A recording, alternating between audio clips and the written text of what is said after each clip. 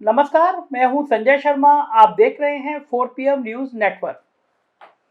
हिमाचल प्रदेश के मेरे कुछ सीनियर जर्नलिस्ट दोस्त वो फोन करके मुझे पूछ रहे थे कि आपका क्या मानना है, हिमाचल प्रदेश के एग्जिट पोल क्यों नहीं दिखाए जा रहे हैं।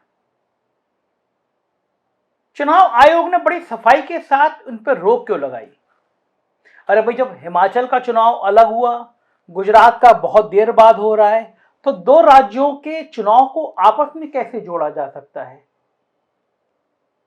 और इतने लंबे समय के बाद मतगणना क्यों कराई जा रही है। हिमाचल की पहले कराई जा सकती थी, छोटा सा राज्य, छोटी सी सीट है।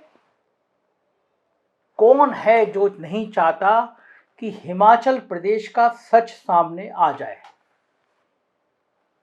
कौन है जो नहीं चाहता कि हिमाचल के सेब की कहानी सामने आ जाए।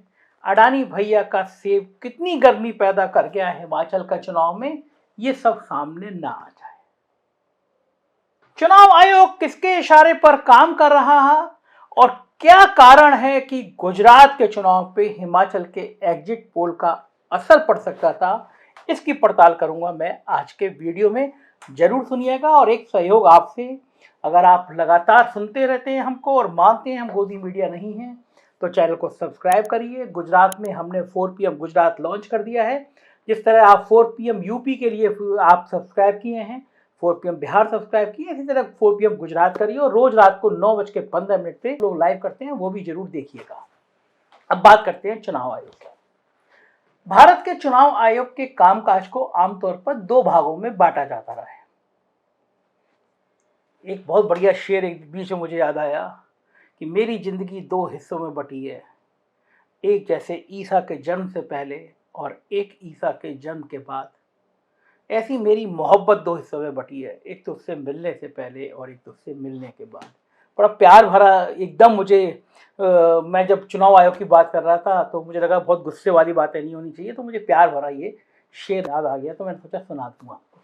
तो मैं बात कर रहा था, चुनाव आयोग भी दो हिस्सों में बांटा जाता रहा है, एक 1990 के पहले और दूसरा 1990 के बाद। जवाहरलाल नेहरू के दौर से लेकर विश्वनाथ प्रताप सिंह के दौर तक चुनाव आयोग और निर्वाचन सदन को एक उबाऊ जगह, बोर जगह, बेकार जगह माना जाता था। कोई आईएएस, कोई ब्यूरोक्रेट वहां जाना ही नहीं चाहता था, लगता था कि बेकार है। हालांकि तब भी सत्ताधारी नेता चुनाव आयोग की स्वायत्तता का पूरा सम्मान करते थे, लेकिन वह ग्लैमर नहीं था। अब एक किस्सा सुनाता हूं मैं आपको। दिसंबर 1990 में एक रात एक पूर्व कैबिनेट सेक्रेटरी कांग्रेस अध्यक्ष राजीव गांधी से मिलने 10 जनपद पर पहुंचे। उनकी राजीव गांधी से अच्छी दोस्ती थी। दोनों चॉकलेट खाने और कॉफी पीने के शौकीन थे। इतनी अच्छी दोस्ती थी कि एक दूसरे के पॉकेट में हाथ डालकर चॉकलेट निकाल लिया करते थे। राजीव गांधी के समय में वो कैबिनेट सेक्रेटरी रह चुके थे, लेकिन विश्वनाथ प्रताप सिंह ने आते ही उन्हें रुखसत कर दिया था। इन महाशय ने राजीव गांधी को बताया कि प्रधानमंत्री मुझे मुख्य चुनाव आयुक्त बनाना चाहते हैं, लेकिन मैं वहां जाना नहीं चाहता। उनकी बात सुनकर पहले तो राजीव गांधी बुरी तरह चौंक गए और फिर बोले, वो दाढ़ी वाले उस दिन को पूरी जिंदगी कोसेंगे जिस दिन आपको ये ऑफर उन्होंने दिया था। बहरहाल बात आई गई हो गई। इन महोदय को अगले 6 साल के लिए मुख्य चुनाव आयुक्त CEC बना दिया गया।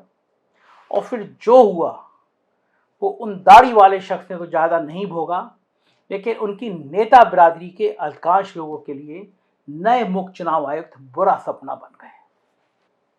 इन CEC महोदय की लोकप्रियता इतनी बढ़ गई कि सचिन तेंदुलकर और शाहरुख खान भी इनके सामने फीके लगने लगे।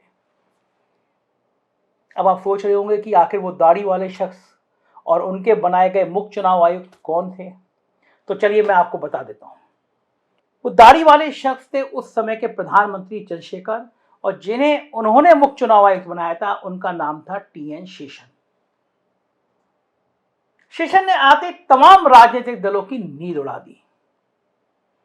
वो तमाम ऐसे फैसले लेने लगे जो सिर्फ आदर्श आचार संहिता नाम की पोथी में ही बनते, और आमतौर पर उससे पहले कोई उन्हें हाथ भी नहीं लगाता था, क्योंकि मुख्य चुनाव आयुक्त बनने वाले अधिकांश लोग तो वहां सिर्फ रिटायरमेंट से ठीक पहले का टाइम काटने आते थे। शेषन के जमाने में इतने न्यूज चैनल तो थे नहीं, लेकिन प्रिंट मीडिया की भरमार थी। यूं कहें कि मीडिया आज की तुलना में काफी ताकतवर थी और उनसे सत्ता के पसीने छूट जाते थे। उसी मीडिया में इलेक्शन से संबंधित सर्वे भी छपते थे, लेकिन शेषन साहब तो सबके छक्के छुड़ाने में लगे थे। शेषन ने बूथों की वीडियोग्राफी, मतदाता पहचान पत्र, आदर्श आचार संहिता का कड़ाई से पालन,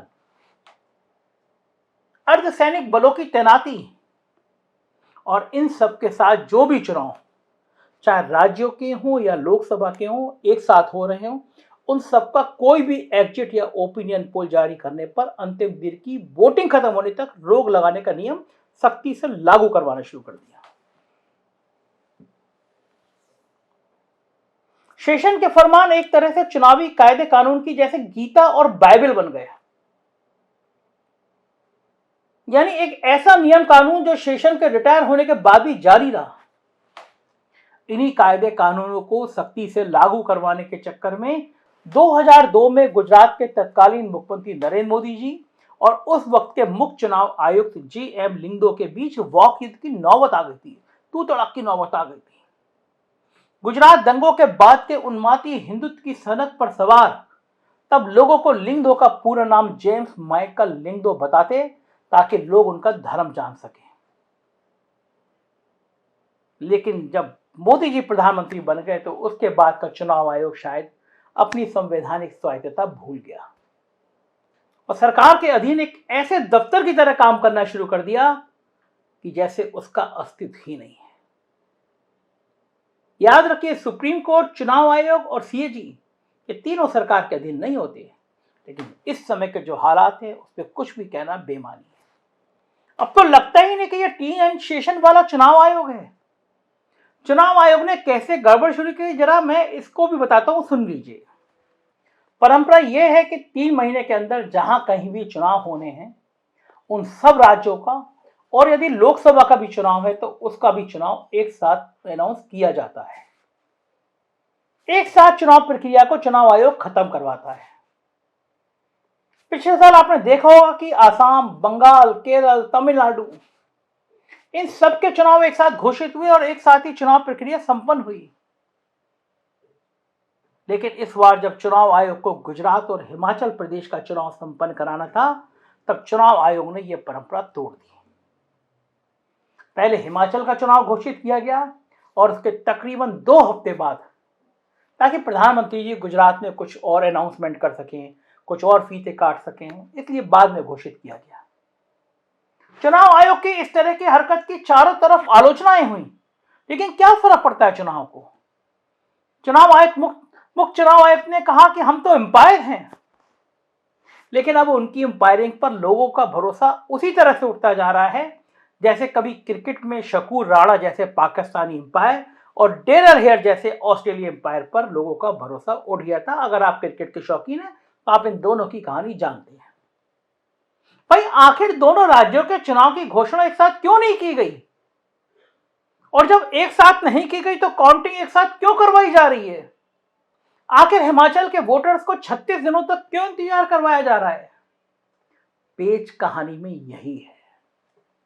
और इन सबसे बढ़कर यह बात मुद्दा बन रही है कि जब एक साथ चुनाव घोषित नहीं हुए तो हिमाचल का एग्जिट पोल प्रसारित करने से चैनलों और मीडिया पोर्टल को क्यों रोका जा रहा है।